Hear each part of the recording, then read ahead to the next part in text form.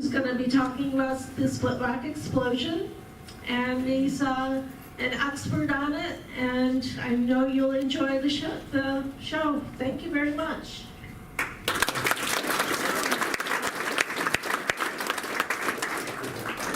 Did everybody hear me? Okay? Okay. Okay. I put together scripts, but I never bring them because it would take so long to read them. But basically, we're just going to talk about the split rock explosion tonight. Now, if you were here for the last lecture I did, the explosive factory, one important thing I forgot was that split rock was so important in World War I that, like what General Pershing and Marshal Foch said, if it wasn't for split rock, the Allies would have lost World War I. It was that important. Not just the United States, the Allies would have lost World War I because of what split rock did. But what split rock's remembered for is the explosion. Now, since Justina Foley's book came out, there's been more information that has surfaced. Now, it's nothing against her book, but it's a change in the storyline. Her book is great. It really captures your imagination. It's a great read. I mean, I encourage everybody to read that book. That's what got me started. It has a very dramatic, compelling story, a lot of great pictures. So if you can't afford my expensive book, that one's only $5. I just want to point that out. I don't want to bankrupt you. Now, again, as the other lecture, Split Rock was run by Summit Solvay. This is actually the same company as Solvay Process. They had the same officers, just in different positions. And they totally ran the Split Rock facilities, which was located at the end of Onondaga Boulevard. I didn't bring a map this time because I had that in the last lecture. Now, this is actually the TNT factory that explodes on July 2nd. This facility completely went up in smoke. Now, this over here was the stone crusher from the quarry days. That was actually the foundation for a big crushing outfit from 1903. But you see, this is when the plant is first built. You're going to see it in a destructive form later on. But the plant isn't in operation yet. The cars aren't covered. And when you see the next thing, you see now the plant's in operation. The cars have coverings over the body of the car to keep the acids that are in the air from corroding the vehicles. Now this is, again, the TNT plant that explodes. Up here is a gravity water tower that plays an important part in the investigation for the explosion. TNT number 2 is back here. When this picture was taken, TNT number 3 wasn't completed yet. Now, what happens the night of, and they call it the night of July 2nd, it's actually daylight savings time. The fire starts at 8:30 daylight savings time. By the time the explosion occurs an hour later, it's still daylight. It's just turning dusk. But what happens is a fire occurs in one of the upper rooms of the TNT factory. Fires are very common at Split Rock. They occur every couple days. But what happens in this fire is that the fire has gone beyond the vat. Usually they had fire drills. They were very efficient. But what's happened is now the fire hasn't been, the room hasn't been under supervision. The fire has now expanded. It's starting to burn the room. Now, this TNT factory is filled with fumes constantly. Those fumes are TNT, which is a very similar chemical to gasoline. It burns very easily. So once the fire gets to the structure of the building, there's no stopping it. Now, this building didn't have sprinklers. As you see, this is a one-story building, as you can plainly see by the windows above each other.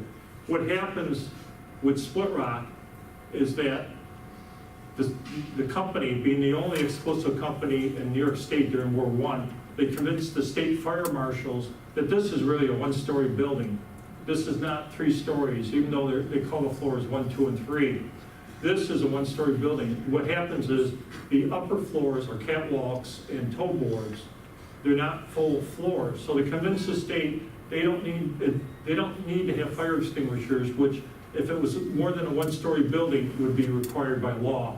So again, now the fire has gotten to the building structure. there aren't any sprinklers to help put it out, so now the men are heroically fighting the fire with hoses. They start on the inside, and gradually the fire is burning such like a furnace, because basically you have a plant that's saturated in a very flammable chemical, that now they're fighting the fire from the outside.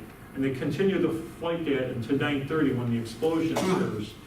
Now, one of the stories about the explosion was the water pressure gave out 15 minutes before the explosion. It was reported in all the newspapers except for the Syracuse Journal, which is a newspaper that disappeared from the microfilm room down at the public library. Not only did the reading copy disappear, but the backup copy that was locked up in the back room disappeared many years ago, like 50, 60 years ago. And there they tell a different story about the fire. But what happens is, originally, the papers are saying it could have been sabotage, because what happens is, they say the water pressure, it was damaged before the explosion occurs. Well, what they have is a graph that they actually graph the water pressure. And when the man starts the graph in the morning at 7 o'clock, it takes him 15 minutes to get the graph set.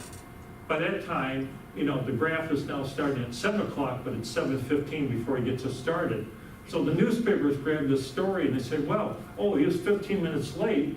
Therefore, when the graph shows the explosion occurred at 8:30, and the company stays on standard time while the rest of the world in the United States went to daylight savings time, they say, the graph shows the water pressure given out at 8:30, that's when the explosion occurs, 9:30 daylight savings time. Therefore, the water pressure gave out 15 minutes before that because the graph was 15 minutes late. Well, no, when the graph, and this is a misconception, when the graph shows 7 o'clock, it's actually 7:15. You don't subtract 15 minutes, you add 15 minutes. So the graph would actually be explaining the explosion occurred 9:30 daylight savings time, the water pressure didn't give out till 15 minutes later.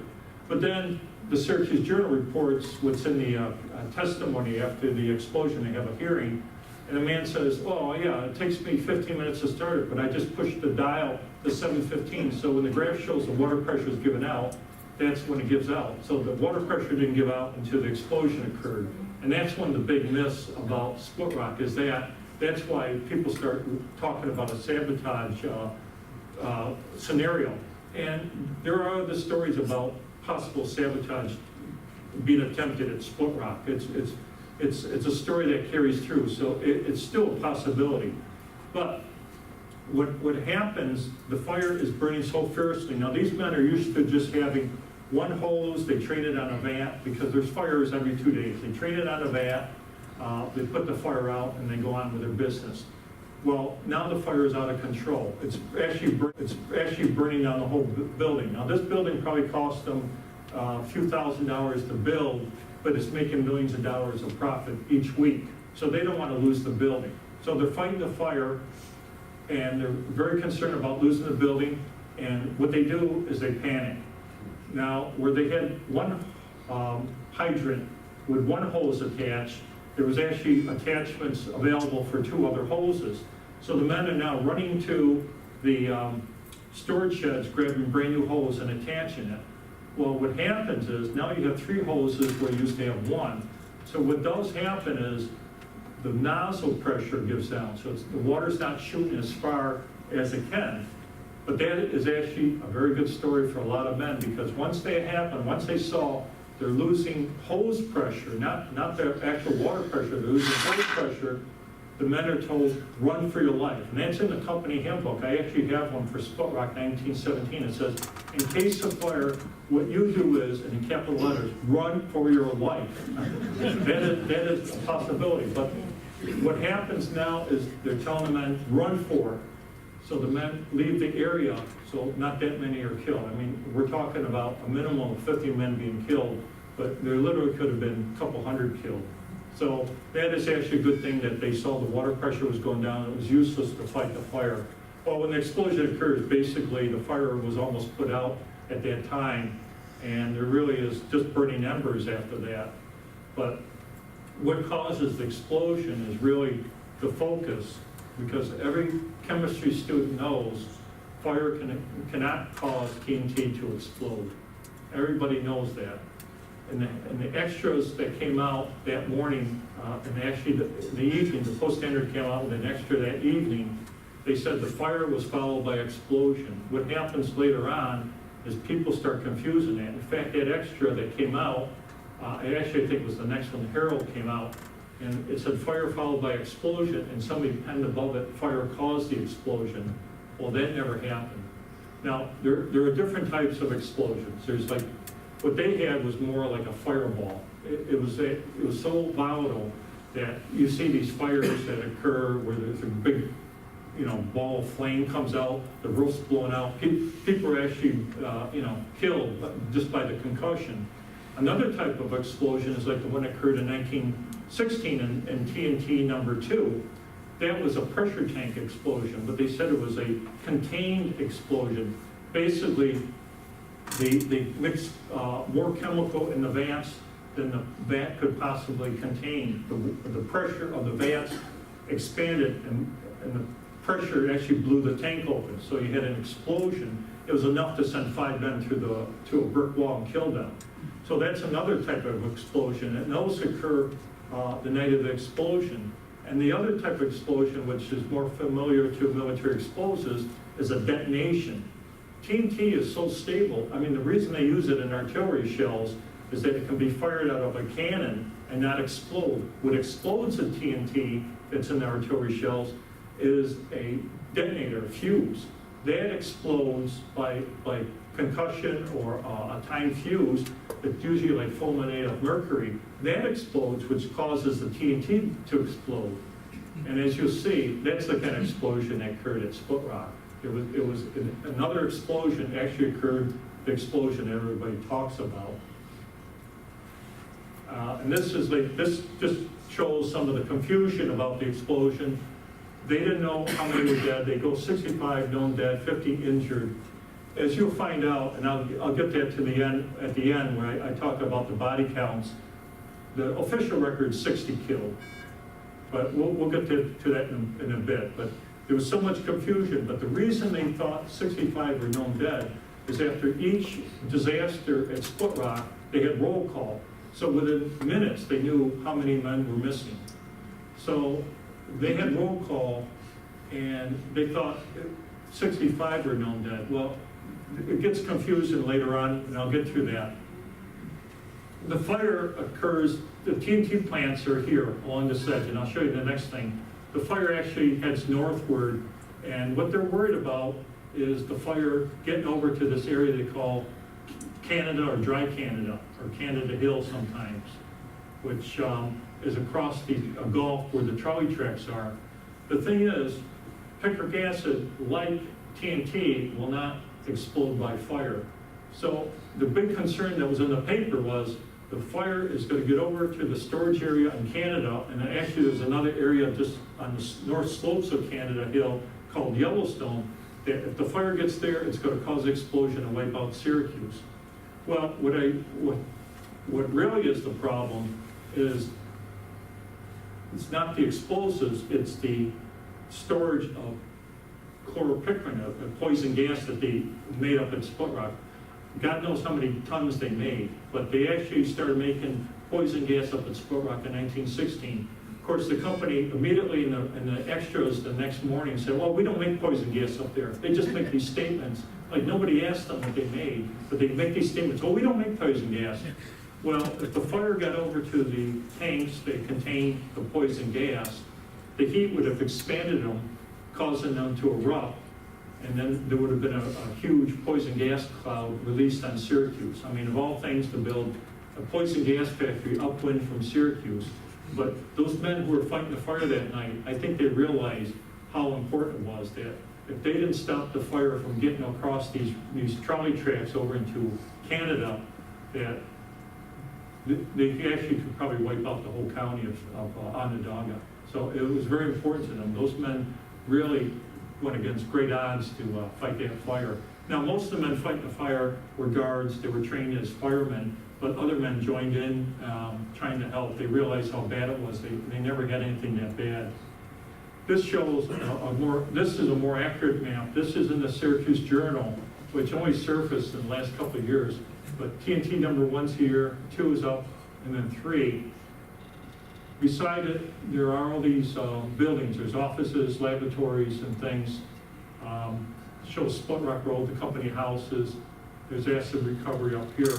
And then here's the dry bridge, which is the way they got the TNT over to Canada, because Canada, Dry Canada or Little Canada, actually had facilities for storing the TNT.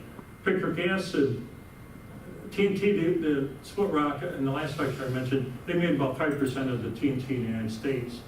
Picric acid during World War I, they made 25% of the total supply during World War I, and they also made that much in the 2 years of the European War before America joined the service. All that was stored on the north slope of Canada, what they call Yellowstone. It's in the Beverly Road Drive area. I don't know. I get lost after I leave Split Rock. So if it's down by Onondaga Road, there's Beverly, and that's where they had warehouses with probably the poison gas and the picric acid for sure. The trouble with the night of the fire is that America had just joined the war. Troop trains were leaving all over New York State.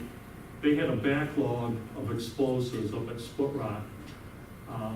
Now, the real danger was the fire wouldn't have caused an explosion, but the fire could have caused a greater a greater fire, and then that could explode these tanks of poison gas and cause this great disaster. Now, this shows what happens during the explosion too. TNT number 1 does explode. People describe seeing it from Onondaga Hill as the building going up in flames and coming down like a firecracker. And they could see this, so it must have gone at least several hundred feet high, but we don't know if it's part of the building, the whole building. And also, Split Rock, an explosion, when it occurs at 9:30, was described by one man who was a manager of the picric acid buildings. He describes it as a mushroom cloud. It's very strange, because one of the things I forgot in the last lecture is somewhere in this area is a radioactive site from World War I. In World War I, the American government was trying to perfect the atomic bomb. They called it the radioactive bomb. They were actually trying to take radium and produce a 3-kilogram bomb they could drop from a biplane and literally take out several blocks of a German city or a fortress. Well, the lady who was involved with the radium was Madame Curie. I just read an awful thing. She broke up a marriage. I just read this awful thing in the newspaper, and it's got these love letters to this married man. Okay, anyway, but anyway, so she wasn't a scientist, but she actually discovered radium. She and another scientist named Einstein, and I forget his first name, Albert, they went to these conferences before and after World War I that were hosted by Solvay Process, who was the other company that's really running Split Rock. Up at Split Rock, when I was taking photographs, and those are the days when you actually had film and a camera, I was taking photographs. There's an area up on the ledge where the explosion occurred that came out orange, and it's very strange because it starts with like almost like a burning bush in the corner. I take another picture, it's fine.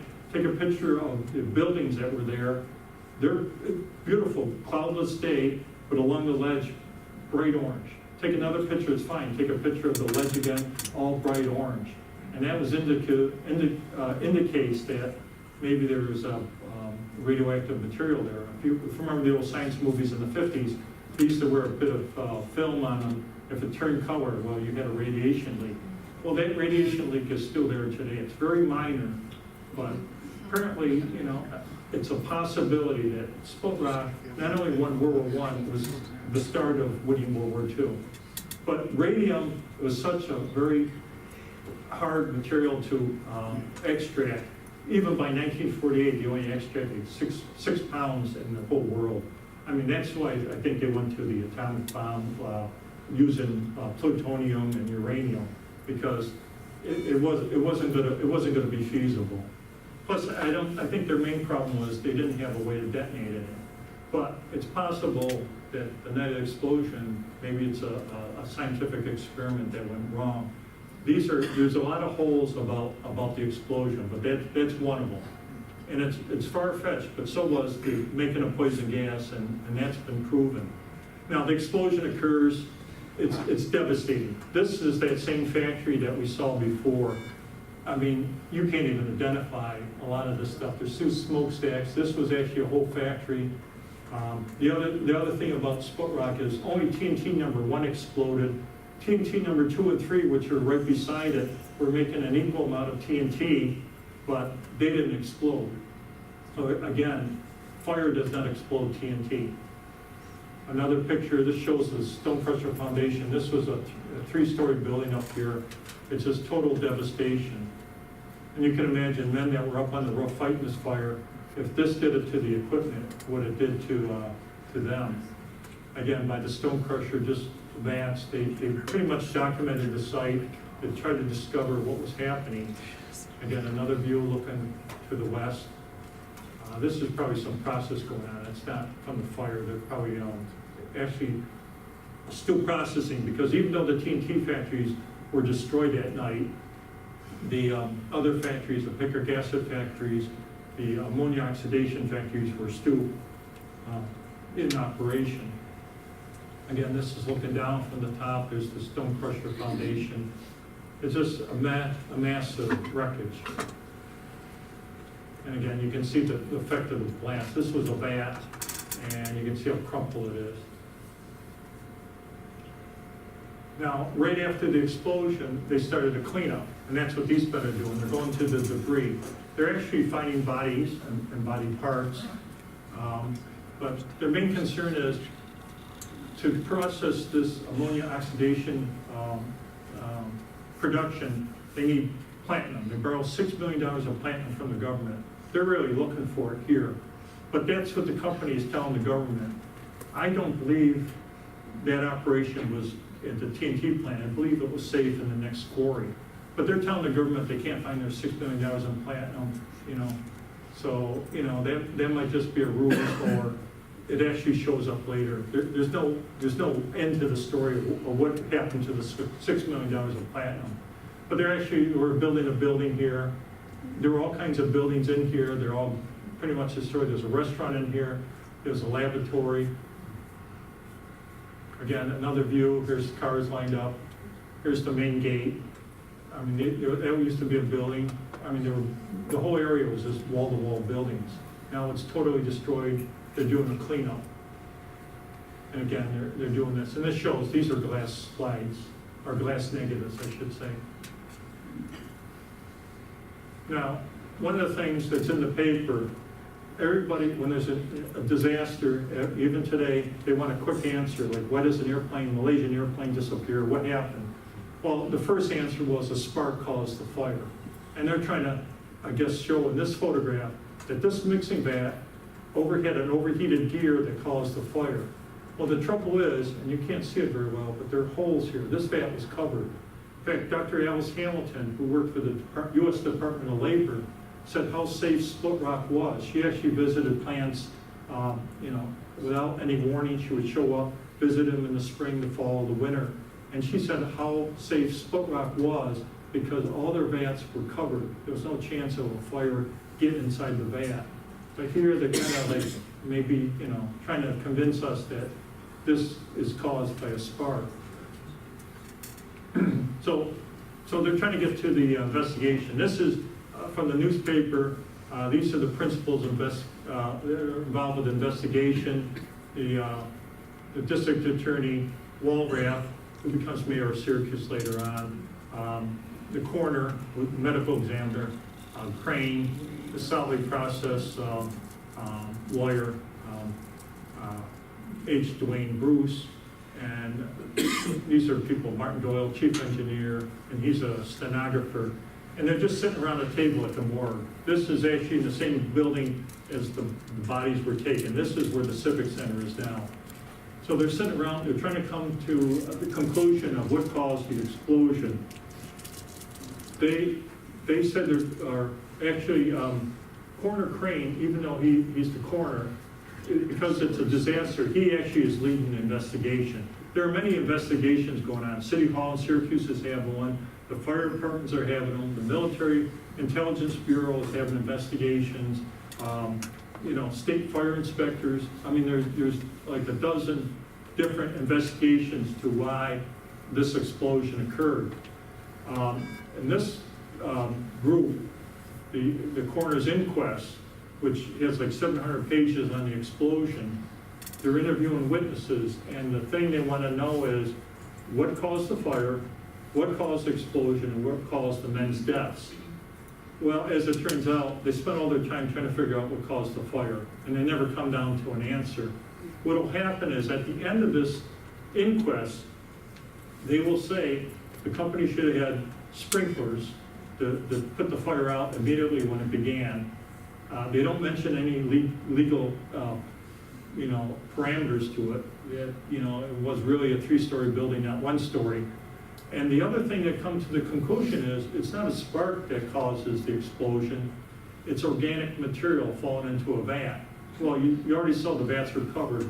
There were chemists, and some of the lab reports are here. There was one of the chemists, they were trying to prove all summer that how some material like iron could fall into a vat and cause an explosion. Well, one of the men that appears at this inquest, he's the last witness. He also was the last witness for the 1916 explosion. In the 1916 explosion, his last statement, and it's the next to last sentence, he says, everybody knows fire cannot cause TNT to explode. In 1918, he's trying to say, well, it could have been an accident that caused the explosion. He proposed, and what they came to the conclusion of, a piece of iron fell into one of the vats and caused a chemical reaction which caused an explosion. Well, that's strange. That won't cause TNT to explode, but it actually will cause picric acid to explode. What happens when the TNT factory goes up into the air, it comes down onto the picric acid building right behind it. It was picric acid 3. Well, now picture this building coming down, crashing. They can't have any kind of iron inside the building. The workers are wearing shoes without nails. There aren't any metal. In fact, in other factories, they had a plumber show up at one of the factories. He was trying to fix a sink. All he did was touch his wrench to the sink, and it blew up the whole factory, because once the iron wrench came in contact with the powder of picric acid, it caused an immediate explosion. And of course, the dust is all over the place, so the whole factory explodes. Well, now you have a TNT factory falling out of the sky, landing on the picric acid building. Well, on top of the building are roofing nails. So when that crashes down into the factory, there had to be some dry picric acid there, and that would cause the second explosion, which is in the newspaper. There was a big explosion followed by a second, slightly less explosion. So that would explain that. Now, throughout the night, there's explosions going on. Well, what happens, like in 1916, you have these mixing vats, like I just showed you, which are full of TNT. Well, the heat is causing them to expand, and all night long, those things are blowing up and sailing into the air like firecrackers. So that explains all these multiple explosions occurring during the night. But getting back to what caused the explosion, this is ground zero, and this still looks like this today at Split Rock. This is where the explosion occurred that caused the TNT plant to explode. Now, you don't get a very good view here. I mean, but this tunnel was built under the stone for the old quarry days. This tunnel was built like 1903. You can see the devastation. To get this kind of devastation, and this is all, you can barely see it, there's like rods here bent downward. To get this kind of detonation, you really need to set a charge. This is not like put a stack of TNT against something and blow it up. It wouldn't damage the tunnel, it would just blow outward. This actually had to be set. And you might not believe that at first, but The morning, or actually the evening, the Post-Standard came out describing an explosion. The first thing the company said is, we were setting explosives off and it blew up the plant. The company admitted they set off an explosion and that caused the TNT plant to explode. What it first seems like is that the company purposely did it because July 1st, the government was taking over all these plants. There were private concerns. So it's like a lot of companies complain, well, we'd rather blow up our plant first. But the next day, the company clarifies their story and said, we were trying to create a fire break. So this obviously is the fire break, except the trouble is, it blows out toward the north. It catches all the buildings on fire that were to the north of the TNT factory, the administrative offices, the laboratory. And that was a really bad thing for Split Rock because the laboratory contained all the documents that the company needed to process their patents, all the records that would prove their processes work. The other problem with this explosion, there's another view of it, and then a little bit farther back, they're doing an investigation, there's some men up here. The other problem was, right in front of here, men were hooking up hose at the time this explosion occurred, and they describe it as a shotgun effect coming out. The men who were standing hooking up the hose were all killed. The one that was leaning down actually hooking the hose is the only one that survived. So if the company caused an explosion, they should have warned somebody, you know, and the company admits this. Now, later on, and this comes out in the Syracuse Journal, now remember the Syracuse Journal disappeared except Onondaga Historical Association had original copies. In August, there was a report in the Syracuse Journal that does exist on microfilm at the downtown library, and it explains that something didn't quite go right up there that night, that men were going to be charged with maybe manslaughter. Well, the July newspaper that disappeared made it very plain. In July 1918, the Syracuse Journal reported that the district attorney of Onondaga County had testimony to prove that 3 men sabotaged the plant, 3 men who were or are working for the factory. So they actually were going to charge them with sabotage under the wartime acts. Now, that record, and I'd like to see it, is in a safe down at the county courthouse even now, but it's contaminated with asbestos. And it really is. I saw the vault, and it does have a tag on it. County courthouse has been plagued with asbestos up in the attic, and they had to throw out many valuable books. So that record hasn't surfaced yet. Now, a copy was sent to the U.S. Attorney. So I like to see that because that would actually finalize what really happened up at Split Rock. But that doesn't detract from the men who were fighting the fire. Those men who were fighting that fire did a very heroic thing. It's just that the company either was careless or they were doing something that I can't even comprehend what their motive would be. Why they would, you know, try to create a fire break when all they had to do was let the building burn because it was pretty much out by the time the explosion occurred. So that's still a bit of a mystery. Now, the Germans still could have done it. It's very possible, but it's not an accident. It was caused either by, you know, deliberately, or it was caused because they just didn't realize what was going to happen once they blew up this fire break. So it could have been stupidity. Now, what happens, and unfortunately for the men, at least 50 men are killed. Now, the official record that the government has is 60 men are killed. If you look at the morgue records, they actually had 52 bodies. And they did this strange accounting because they did roll call, so they knew how many they had to come up with. They do this roll call, well, they got 52 bodies. Then it becomes 51 because, well, they found out this head matched one of the bodies. So they got 2 put together. So they came up with 51. The bodies are terribly disfigured. In fact, one of the men, I don't know if there's pictures in here, but Crowley, actually, there was 2 Pinkerton men were killed. One was by the name of Crowley, is from Watertown. His body gets shipped, and his mother buries him in the cemetery up there. Well, a week later, the coroner, S.L. Crane, shows up with another body, says, well, we got to switch them out because here's your son and he's not the one. So they had to bring one of the bodies back to the morgue. So Crowley was one of the Pinkerton men. Now his name is up on the monument, so because the company employed him. The other man they exchanged for, his name was Baxter. He must have been the other Pinkerton men.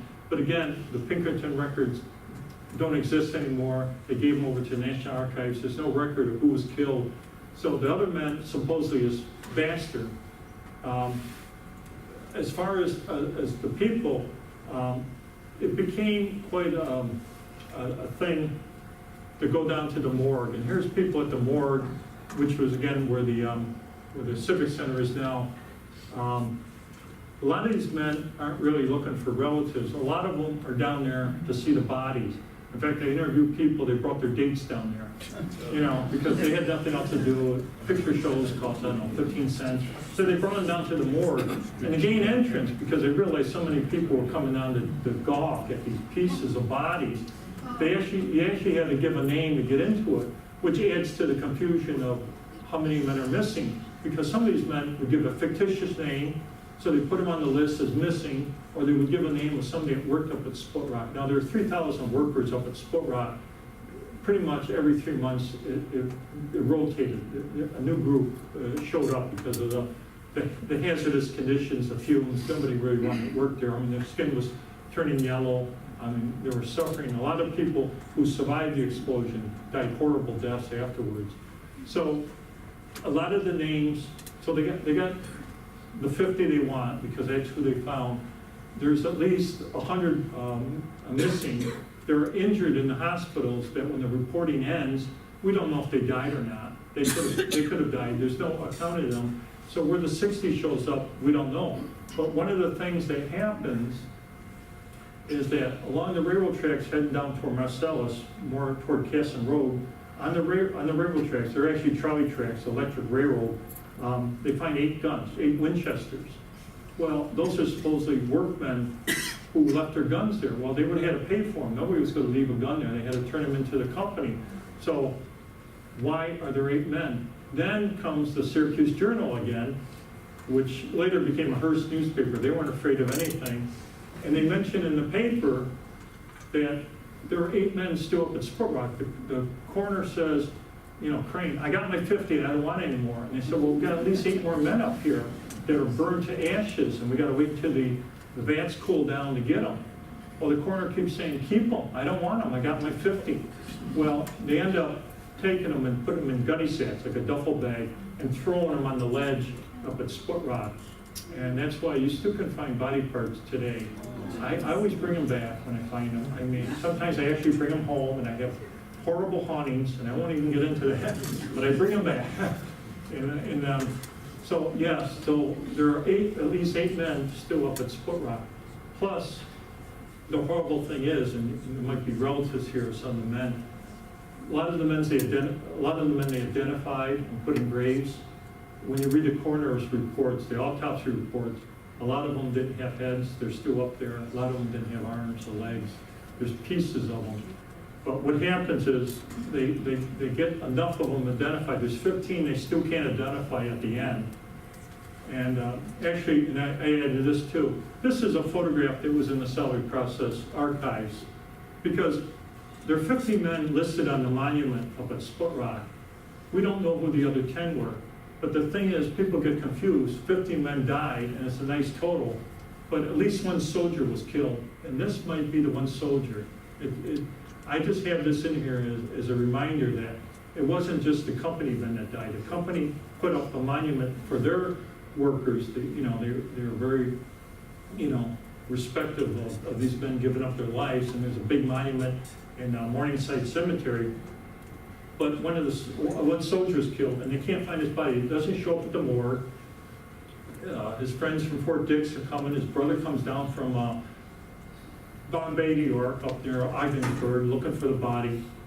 I've contacted the Historic Society up there. I'm trying to find out if this is really the missing soldier from Split Rock. And the other men who disappeared, I mean, they had government workers up there. They had Army brass all over the place, Navy brass.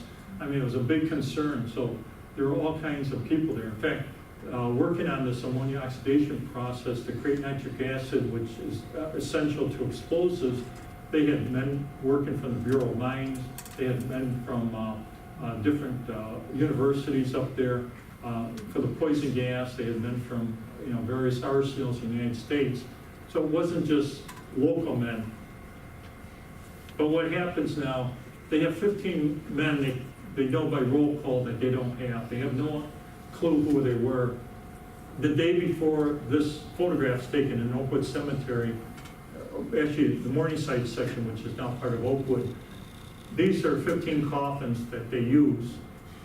They had body parts, and basically, when you read the coroner's reports, the lab reports from the morgue, it's like they got a heap of flesh, as they call it. Well, we'll throw that one in this coffin. Oh, we got a nose and a mustache, that goes in this coffin. We got a foot and a shoe that goes in this coffin. They didn't know if they had 1 man or 15 men. But as a ceremony, they made 15 coffins for the ones they couldn't identify. And the unidentified are listed separately on the back of the monument. And at the thing, at the ceremonies, they had a minister, a priest, and a rabbi speaking because there were Catholics, there were Protestants, and at least one person was Jewish. And the order, and this is like one of the strange things about the ceremony. There are 3 speakers. We know. One newspaper said it was the Protestant minister first, Catholic priest, and then the rabbi. The other one has the order reversed. So all we know is the second one that held the ceremony was the Catholic priest. We don't know which end. And the 3rd newspaper didn't publish that day. So it's like they could have been the tiebreaker. But what happens is the company ends up in 1919 putting this 40-ton monument over the grave, and this is still there today. And all the names, there's a very nice inscription on the front. The names of the known dead are on the side, unknown dead are on the back. And this also brings up another strange question. It's like one of the people that was awarded damages for dying in an explosion, his name does not appear on the monument. And it was then I realized, oh, one of the stories I got from one of the people that worked up at Split Rock, one of the men faked his own death. And luckily, I think the company found out before they put the names on the monument, because his name was left off. And I have what I assume is the person in the book. His widow was awarded damages for his death. And apparently what happens is, he's the only one that's not on the monument, so he must be the one who faked his death. But he goes out to California. Well, when Split Rock's closing down, somebody goes out to California to get a job. They run into him, and they report him. He goes to jail, he has to return the money. But it wasn't much money, because these widows that got compensation from workers' comp, and the company didn't carry workers' comp even though it was the law. They were relying on their own funds to pay for funeral and hospital expenses. Well, they ended up having to pay compensation awards. Widows got $6 a week. If they had a child, they got $2. There's no clause for inflation. That's all they got. And if they remarried, like some of them did, they lost all the money at that point. They lost all chances of getting any more money. So that really is the conclusion.